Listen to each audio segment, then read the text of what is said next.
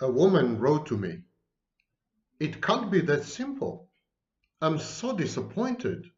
I expected so much more." And no, she wasn't talking about losing her virginity to me. She was talking about my dialogue with the inimitable Richard Grennan, where I discussed my concept of separation-individuation as a precondition for healing.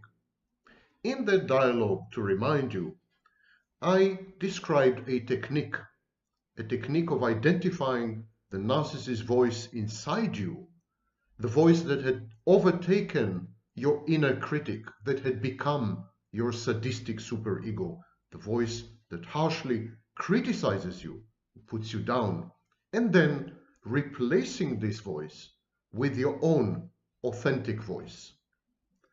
I went into some detail in that dialogue, but apparently not enough. So, not wishing to be subjected to yet another demeaning comment by an unsatisfied female customer, I am going to expand upon this technique and this concept of replacing the narcissist's inner voice with your own authentic voice. Just to remind all of you, my name is Sam Vaknin. I'm the author of Malignant Self-Love, Narcissism Revisited. I am also a professor of psychology. So, it's a bit of a complex issue, like everything to do with narcissism, but I will do my best. The narcissist has three types of voices. They correspond very roughly to some of Jung's archetypes, and amazingly, they can be easily identified in tarot cards. Some of the tarot figures correspond to these voices. Okay, enough metaphysics and occult nonsense, Vaknin. Get back to your scientific stunts. There are three voices. One is the voice of death, the death voice, the thanatic voice, also known as destrudo. The other is the voice of God, grandiose, omnipotent, omniscient, perfect. And the third voice in the narcissist is the voice of life. The voice of life, libido, including its component, eros, the voice of sex. So the narcissist has three voices: the death voice, the God voice, the life voice. These are his voices. These are not authentic voices. They don't represent who the narcissist really is, because there's nobody there. Then there's nothing there. The narcissist is a void. He's a black hole. He is, in Kernberg's word, an emptiness. So these voices also don't belong to the narcissist. They resonate within the narcissist's internal space. They're like an echo chamber. But they're actually transmogrifications of introjects. These voices had originally originated with his parental figures, role models, caregivers, and even peers. But still, the narcissist misidentifies these voices as his own. We all do, by the way. We all take ownership of our introjects, and then we think these introjects are our voices, but they're not. These introjects are mommy's voice, daddy's voice, a favorite teacher's voice, or some bullying peer's voice. We all have these voices inside us. But the narcissist has only these voices, while healthy, normal people have a panoply of such voices inside them, inauthentic, imported voices which do not belong to the healthy person. Still, the healthy person has another voice, the authentic voice, the real voice, the voice that represents the healthy person. The narcissist has only fake ersatz for voices. The narcissist, in other words, has only introjects. He does not have a voice which is his own. He does not have a voice that represents him and only him. Now what I'm going to do, I'm going to describe each one of these voices, and I'm going to show you how these voices resonate inside you, how you should identify them, how you should eradicate and extirpate them. I love $10 words. I just love them. I can't help it. Okay, how to destroy these voices and how to replace them with your own single, authentic voice. But before we go there, it's important to understand the way your internal environment reacts to the narcissist voices. When the narcissist uses the death voice with you, you react with a life voice, your own life voice. When the narcissist uses the God voice with you, you react with your own God voice. And when the narcissist uses the life voice with you, you react with your own death voice. This is very critical. This map of interactions is extremely critical to understand, for understanding what's going on between you and the narcissist. The minute the narcissist teams up with you, the minute you agree to enter his shared fantasy, the minute you become an artifact and a figment of his shared fantasy, that minute the narcissist implants in you, in a process known as entraining, the narcissist implants in your mind 3 voices: death voice, God voice, and life voice. These 3 voices are his introjects. He kind of exports his introjects. He embeds them in you. He implants them in you. And from that moment, you have the narcissist within your mind using one of these 3 voices. Now, these 3 voices are alien to you. They're not you. They don't represent you. They have actually nothing to do with you. But they trigger in you corresponding introjects. In other words, the narcissist has the capacity, the sometimes unwitting capacity, but always the uncanny capacity, to provoke in you dormant introjects, introjects that you did not even know had exist within you. And what he does is he triggers these introjects. No wonder that when you're in the presence of the narcissist, you feel constantly triggered. The narcissist reaches out into your mind. Look at this hand. It's like a poster for Dracula. The narcissist reaches into your mind, juggles it a bit, jiggles it a bit, and then suddenly long dormant, long hibernating voices come to life. I repeat the map and then we proceed. When the narcissist uses his death introject, his death voice, he triggers in you the life introject, the life inner voice, inner object. When the narcissist uses his God voice, you react with your God voice. And when the narcissist uses his life voice, you react with your death voice. And I will explain in a minute how this whole thing works. But before we go there, we need to understand, what are these voices? What is the content of these voices? What do they say? And why do they say whatever it is that they are saying? How do you react? And how does a narcissist react to these voices? It's an intricate cosmos. It's a whole universe.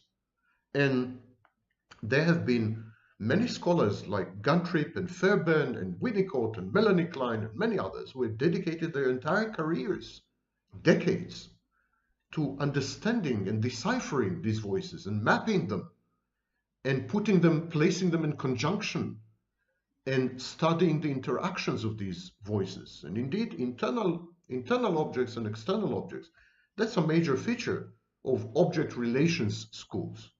Schools that were pretty dominant in the 1950s and 1960s and had fallen out of favor since.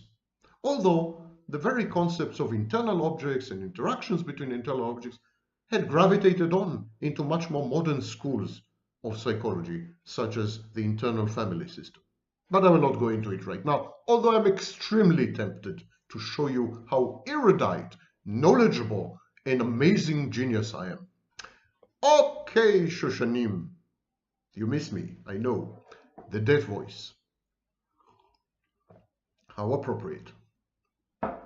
The death voice is a voice within the narcissist that keeps telling him, you're not lovable. No one can ever love you. You're not worthy. You're a zero. You're a loser. You're inadequate. You're a failure. You're better off dead. The world is better off if you were dead. The world would be better off if you were dead. And so gradually the narcissist develops a feeling, because he is exposed to this voice since early childhood. This is usually the voice of the mother, later on coupled with the voice of the father, and possibly other role models, caregivers, and important figures in his life. This constant messaging, you're not lovable, you're better off dead, the world would be better off without you, a better place without you, you're unworthy, you're inadequate. These constant voices, they create in the narcissist, and by the way in the borderline as well, a pervasive feeling that he is already dead. The narcissist feels dead. He feels dead inside and he feels dead outside. Now the borderline reacts to this all-permeating, all-pervading sense of death by, for example, self-mutilating, self-harming. That's her way of coming alive and suppressing the knowing feeling of death inside. The narcissist reacts differently. He accepts his death and he creates another version of himself, a godlike version, and endows that fictitious imaginary friend with a life that had been denied to him as a child. But in all these cases, people with cluster B personality disorders, they feel dead inside because they had been told consistently that they're actually dead. If you cannot be loved, it's because you don't exist. Anyone who is alive can be loved by someone, somewhere, at some time. So if you're unlovable, it means you're dead. If you're unworthy, if you're inadequate, if you're a failure, a loser, etc., zero, you're better off dead. You're already dead. You're inefficacious. You don't have self-efficacy. You don't have autonomy. You're not independent. So this is the voice of death. This is a fanatic voice, also known as disowns. And the complement of these messages, you can change all this. You can become lovable. You can be rendered worthy and adequate. You can be a winner and a success. You can make something of your life by being perfect. You can be loved and you're deserving of life only if you were to become perfect. But of course, that's mission impossible. No one can be perfect. So it's an unattainable, ever-receding goal. It's a well without a bottom. It's a basket without a bottom. You can never fill it with water. Never mind how many accomplishments you accrue in a lifetime, you still feel unworthy and inadequate and dead and unlovable. Because it's always one step further. It's always one more thing to perfection. And this is the pernicious message, because you feel as a narcissist that you're guilty, that there is something you can do about it, but you are not doing it. All you have to do is to become perfect, and yet you're not doing it. Terrified of failure. The narcissist has performance anxiety.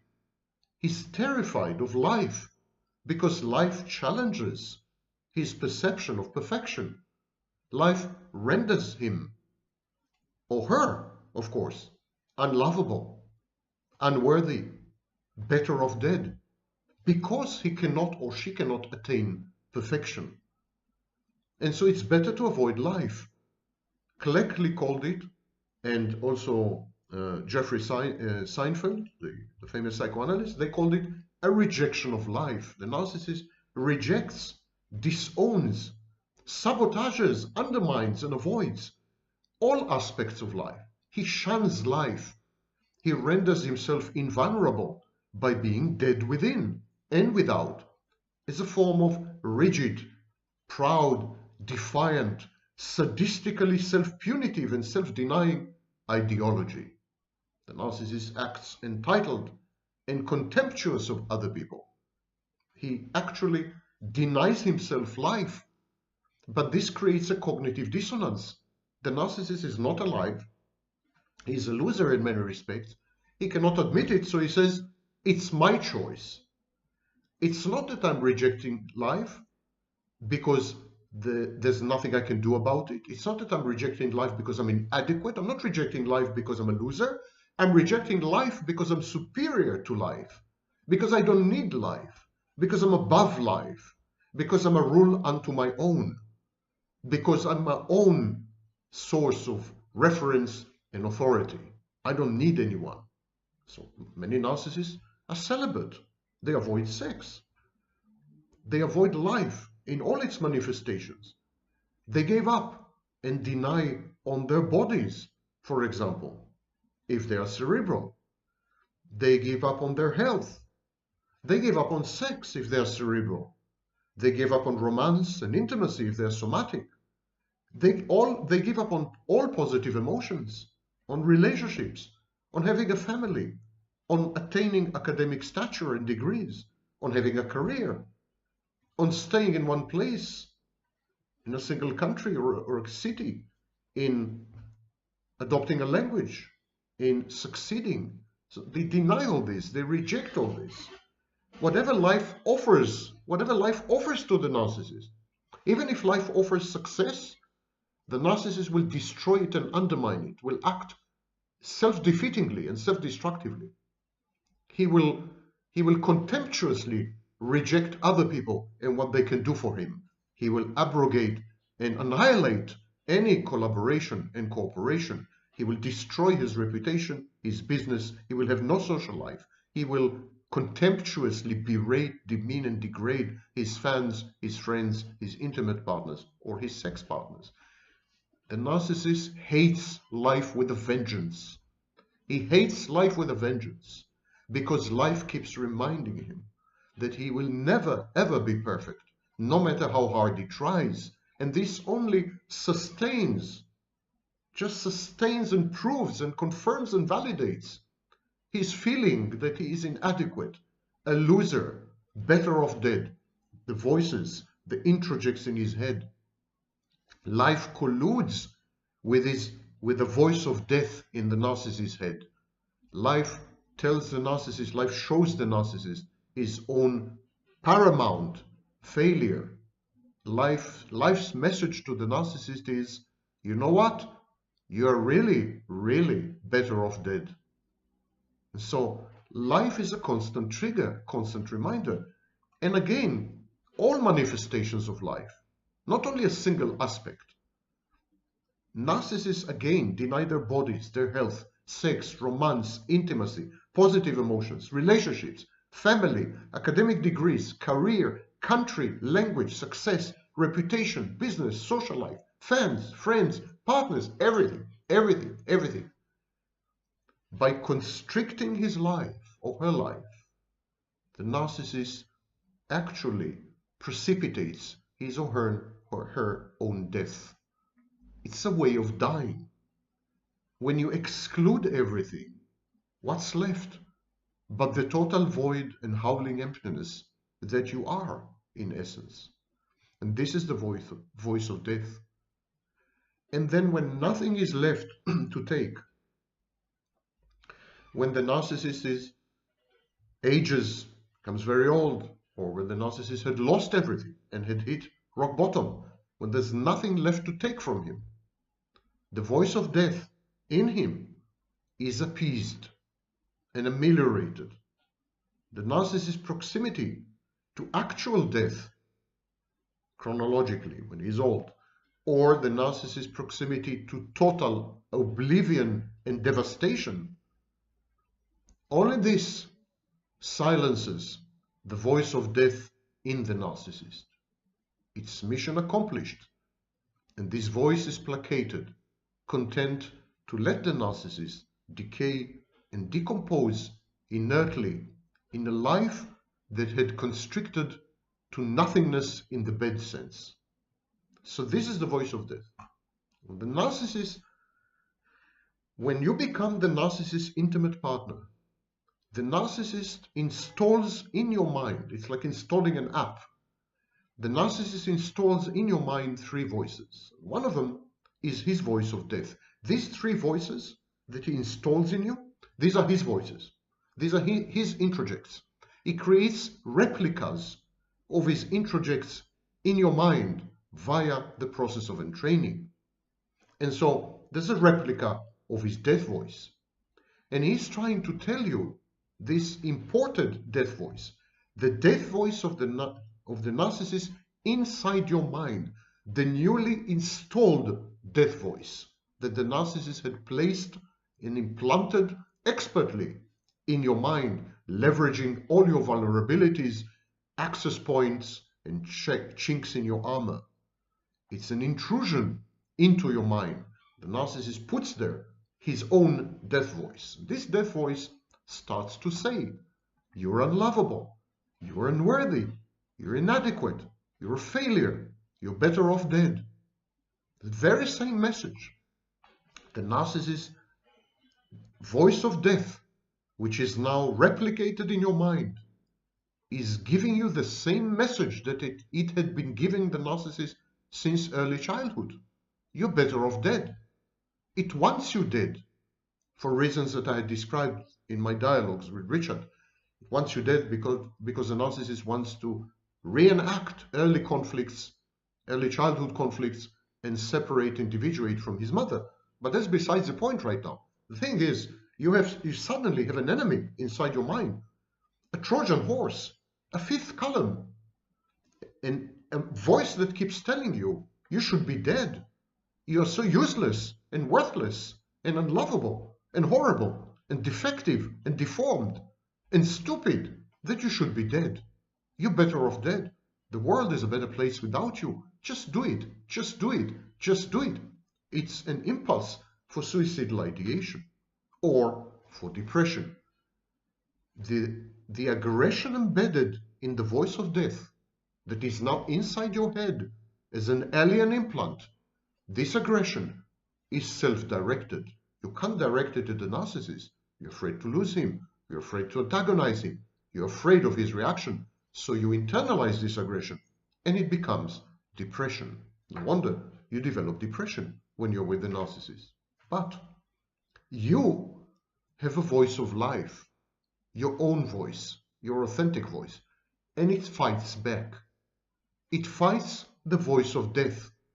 The voice of death is the narcissist's voice. And so you have an immunological reaction. It's like a foreign body. Your entire survival instinct, repertoire of survival instincts comes alive. You fight the voice of death back because you want to survive. You want to go on living. You don't want to die. You want to feel lovable again. You want to experience a sense of self-worth that is stable. You want to regulate your emotions. You want to get rid of your depression, newly induced depression and anxiety. And so you fight back. And this is what I mean when I say that the narcissist's voice of death provokes in you your voice of life. The narcissist's voice of death had takes over your inner critic and your superego. It replaces them with the narcissist version of inner critic and superego, which is sadistic and harsh and unforgiving and virulent and pernicious and nefarious and malevolent, and it is your enemy. The narcissist becomes your outsourced, external inner critic. It's as though you had lost part of your ego, some of your ego functions. Superego is part of the ego. Some of your ego functions had been handed over to the narcissist. The narcissist now is in your mind, and he keeps telling you, you're better off dead, and you're fighting back. You're fighting back with your voice of life. So, narcissist's voice of death supplants, replaces your inner critic, and your superego begins to criticize you harshly from the inside, destabilize you, undo you, undermine you, disintegrate you. And you need to fight back. You need to identify this small flickering voice of life, and you need to enhance it, give it power over the voice of death in you. You simply need to say, no, you're unlovable. No, I am lovable. This is called affirmations. Affirmations are a potent way of fighting off the narcissist's voice of death. Use your voice of life, leverage it, feed it, enhance it to mitigate, ameliorate, and finally eradicate the narcissist's voice of death inside you. The second voice of the narcissist is the God voice. The God voice is grandiose. It includes elements of magical thinking. The narcissist believes that if he puts his mind to it, if he wishes something very strongly, it will transpire. The universe is at his beck and call. Regrettably, this had become a global ideology, perpetuated and propagated and promulgated by all kinds of con artists. But originally, this used to be a pathology, a narcissistic pathology, magical thinking. If it survives beyond the age of 3, you're in trouble. And so the narcissist's God voice is grandiose, and it includes magical thinking in the sense that the narcissist confuses external reality with internal reality. He thinks that processes that happen in his mind have an effect on the world, on the universe. Now, it's it's a thin hair away from psychosis. The psychotic person has the same confusion. He thinks that things and voices in his mind are actually out there. The narcissist thinks exactly the opposite. He believes that things that are out there are actually in his mind. So it's a kind of mirror psychosis or reverse psychosis. But it's as problematic, it's as pervasive, as strong. It is a psychotic disorder, in effect. So the God voice is psychotic. It's grandiose. It is magical thinking. It is the narcissist's mental illness. It is the cruel false self masquerading as a divinity, as a Moloch, demanding human sacrifice, demanding that the narcissist sacrifices himself. So the narcissist keeps sacrificing his true self to the false self, in the belief that ultimately by doing so, he will merge and fuse with the false self and become one with it. And the false self is God. It's godlike. It's a deity. And so all these processes, they conflict with reality. Of course, reality provides the narcissist with an endless stream of countervailing information. Reality intrudes. Reality conflicts with the narcissist's grandiosity, for example, magical thinking, the false self. And so reality inflicts on the narcissist an endless stream of injuries and mortifications. Now, the narcissist installs and implants in your mind his God voice because he needs you to collude with him in the shared fantasy. The narcissist needs you to tell him that he is truly a genius, amazingly handsome, irresistibly charming, etc., etc. He needs you to become a source of narcissistic supply, secondary, but still a source of supply. So he needs you to adopt his God voice, identify with it, and then amplify it. Amplify it and project it back at him. So he needs you to become an extension of his God voice. He implants the God voice up. He installs it in your mind. And now you have his God voice in your mind, telling you all the time, wow, he's amazing, he's superior, he's charming, he's brilliant, he's perfect, he's godlike, he knows everything, he's all-powerful, etc., etc., etc. This voice keeps running in your mind and so on. But when we are exposed, even healthy people, when people are exposed to the God voice, they react with their own God voice. Now, clinically, this is known as narcissistic defenses. When we are challenged to believe that we are told that we are inferior in some way, we usually react by feigning superiority. We react in a compensatory way. We compensate for this message. The narcissist message is, I'm above you, I'm superior, I'm godlike, you're not, I'm omniscient, you know nothing, I'm all-powerful, you're helpless, I'm omnipotent, you're impotent. That's a narcissist message, and no one, not even healthy people, can tolerate such a message, so they become narcissistic. The narcissist God voice triggers in you your own God voice. His narcissism triggers in you your narcissism. His grandiosity triggers in you your grandiosity. You need to identify the narcissist God voice, and then you need to identify your own God voice. And you need to put down your God voice because it's taking you to bad places. This is the narcissistic contagion. You're becoming a narcissist. He's infected you. Narcissism is like a virus. He's inside your cells, and he is using your cells as a factory to reproduce himself within you. He's mind snatching you. You need to put a stop to this. You need to identify your own grandiosity, your own narcissism, your own diminishing empathy, and you need to reverse these processes willingly and forcefully.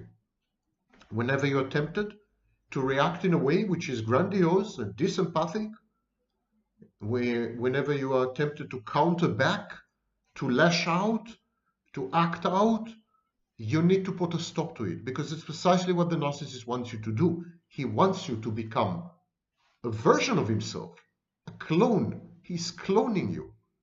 These are eerie metaphors. They're borrowed from horror movies and bad science fiction, 1950s science fiction, but they're all true. They're all absolutely true. Entraining is a process that's been studied in laboratories all over the world. It's all true. It's all part of neuroscience, not only psychology. This is what the narcissist is doing to you. He hijacks your mind, and then he molds it, he replicates it, he clones it, so that it resembles his almost 100%. His voices are embedded and implanted in your mind. And you need to get rid not only of his voices, but of your reactions to his voices. In the case of the God voice, you need to get rid of your own God voice. Finally, there is a life voice, libido. Even narcissists have libido. And the life voice of the narcissist is what Eysenck called psychoticism. The life voice of the narcissist drives him to be creative and to intermittently, however inefficaciously, cooperate with other people. So we know that many narcissists are creative. We know that many narcissists do work in teams effectively. We have narcissistic politicians, narcissistic professors, narcissists everywhere, in narcissistic chief executive officers. These are people who work with other people, collaborate and motivate teams to produce. These are people who are creative. Many of the greatest inventions and theories of mankind were brought forth by narcissists. Narcissists have a very strong life voice, but it's mutated and sublimated by their own narcissism. It's like light going through a prism. So the prism breaks the light apart to its constituents. It's the same with the narcissist. The narcissist's life voice or life force is filtered through his grandiosity, through his defenses, through his lack of empathy. And so consequently, it is corroded gradually, corroded by aging and cognitive decline. So the narcissist's life voice, ironically, triggers in you your own death voice. And I will try to explain this very, very peculiar danse macabre, this very, very peculiar turn of events. For the narcissist to feel alive, for the narcissist's life voice to be active and even to prevail, you remember that the narcissist has to offer human sacrifice. The narcissist is governed, is ruled by an unforgiving, divinity or deity, a god, the false self. This false self demands human sacrifice. The narcissist at first sacrifices himself, his true self as a child. Later on, when he's in a position to do so, he sacrifices his intimate partners or people around him. For the narcissist to feel alive and to function and to create, he needs to sacrifice you. Narcissistic abuse is the narcissist's way of separating from you and individuating, becoming an individual. In the narcissist's eyes, you're his mother reincarnate. You're a second version of his mother. You're a surrogate mother. You're a maternal figure. He needs to abuse you. He needs to aggressively push you away. He needs to objectify you so that he can separate from you and feel that he had become an individual. Only then can he create. Only then can he work with other people, collaborate with them. Only then can he feel alive. Only then his life voice has a chance. His life voice comes at your expense. You are the fuel needed to sustain this life voice. You are to be burned at his stake. You are to be burned at the stake in order for him to feel warm and fuzzy and alive. The narcissistic abuse is intended to accomplish separation individuation by essentially destroying you. That's the truth. The narcissist's life voice comes at the expense of your death. It requires a sacrifice on your part. So the narcissist's life voice triggers in you your own death voice. You become self-sacrificial. You become depressed. You become suicidal. You become dead inside. You feel unworthy, inferior, inadequate. You feel guilty. You feel ashamed. You feel that you always had done something wrong, that it's your fault somehow. The narcissist triggers in you your own death voice when he's trying to become alive and to correspond with his own life voice, to somehow be informed by his life voice. You are the price he pays.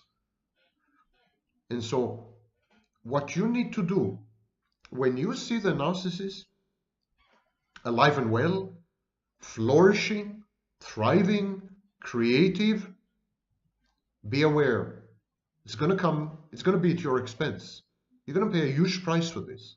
You need to immediately start to identify the voice in your head, which is your death voice, the voice that tells you that you should sacrifice yourself, that you're doing something wrong, that you're guilty, you should be ashamed.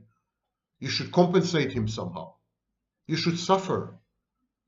You need to identify this voice because it's triggered by the narcissist's life voice. And you need to fight it back really, really badly. Because if you don't, your own death voice will collaborate with his implanted death voice, with his death introject in your mind. And these two voices will overwhelm you and destroy you mentally, sometimes physically. So, anyhow, in any case, the narcissist had implanted in your mind a death introject. The cold hand of death is already inside your mind, groping, looking for vulnerabilities and exit points and entry points. So anyhow, you're threatened. If you allow your own voice of death to collude with the narcissist's death introject in your mind, you're doomed. Pay attention to these voices in your mind that are reactive to the narcissist's entrained implants. The narcissist had implanted, I'm going to summarize it for you, summarize the map for you. The narcissist had implanted in your mind an introject of death that provokes in you your voice of life. You're fighting back in order to survive. That's a voice you need to enhance. It's a voice you need to work with. It's a voice that loves you. It's self-love in effect. It's a voice that wants you alive and flourishing and thriving. You need to work with this voice. When the narcissist had placed in your mind a God introject, a God voice. When the narcissist uses his God voice, he's grandiose, he's superior, he engages in magical thinking, you react with your own God voice. Narcissistic defenses. You become more and more like the narcissist. You become a replica or a clone of the narcissist. You need to avoid that. It's dangerous. You're getting infected. And finally, when the narcissist conspires with his life voice, when he becomes alive and creative and well, it comes at your expense. Your death voice is activated. And your own death voice colludes with the narcissist's death introject in your mind to doom you, to kill you if possible, physically also.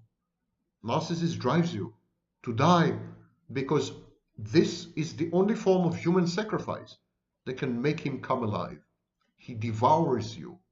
He devours you in order to survive. It's cannibalism. It's psychological cannibalism. Okay, you can't say this had not been cheerful. And as Europe is convulsing in yet another European war, there's been I don't know how many in the last 2,000 years, I wish you all, the women, a smiling Women's Day, 8th of March. Be well, love yourselves, identify these voices, because these voices come not only from individual narcissists. These voices are implanted in you by narcissistic societies and civilizations and cultures. You, through the process of socialization, you absorb these voices from society, and they trigger in you exactly the interactions that I just described. Two of these interactions are dangerous for your health. Fight back, but not in the ways prescribed by narcissists or by society. These ways are bad for you. Fight back by identifying your authenticity, sticking to the inner voice that is you, and abrogating and abnegating and avoiding and shunning all else. There are many videos I've made about identifying your internal voice, identifying your own voice. There's a whole lecture I gave about 2 months ago. Everything is available on my YouTube channel, free of charge, free of advertising. Go and edify yourself. Happy 8th of March.